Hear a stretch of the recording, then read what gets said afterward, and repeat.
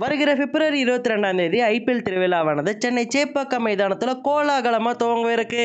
அதே நாள் நடக்கவிருக்கக்கூடிய முதல் போட்டியில் சென்னை சூப்பர் கிங்ஸ் அணியும் ராயல் சேலஞ்சர்ஸ் பெங்களூர் அணியும் எதிரெதிரே மோதவிருக்காங்க. இந்த ரெண்டு அணிகளும் ரொம்பவே பலமாக ப்ரிப்பேர் ஆகி இந்த போட்டியில் களமிறங்கவிருக்காங்க. சென்னை சூப்பர் கிங்ஸ் அணி சார்பா Rachin Ravindra, Ravindra Jadeja, Daryl Mitchell, Ajinkya Rahane, MS Dhoni, Mustafizur Rahman போன்ற வீரர்கள் களத்தில் தயாராகி வராங்க. அது மட்டும் இல்லாமல் எதிரே இருக்கக்கூடிய ராயல் சேலஞ்சர்ஸ் பெங்களூரும் சும்மா கிடையாது. அவங்க கிட்டேயும் பலமான பிளேயர்ஸ் இருக்காங்க.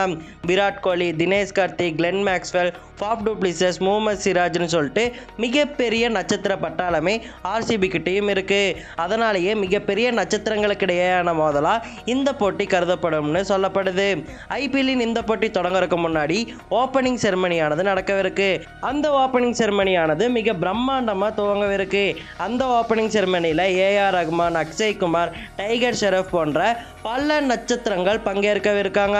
இதனாலேயே சென்னை சேப்பாக்கம் மைதானமானது ரசிகர்களால் நிறைஞ்சிருக்கு.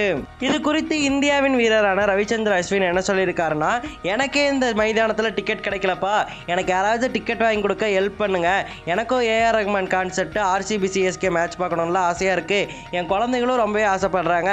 டிக்கெட் யாராவது வாங்கி கொடுங்க அப்படின்னு சொல்லிட்டு ரொம்பவே ஃபன்னியாக ஒரு ட்வீட்டை அவருடைய எக்ஸ் வலைத்தளத்தில் போட்டிருக்காரு. இந்த CSK vs RCB மேட்ச்சில் நிறைய பேர் CSK தான் ஜெயிக்கும், ஏன்னா CSK கிட்ட பல பலம் வாய்ந்த வீரர்கள் இருக்காங்கன்னு சொல்லியும், தோனியின் தலைமையானது CSKவை இந்த சீசனில் கப்படிக்க வைக்கும்னு சொல்லியும் கிரிக்கெட் ரசிகர்களும் கிரிக்கெட் விமர்சகர்களும் சொல்கிறாங்க.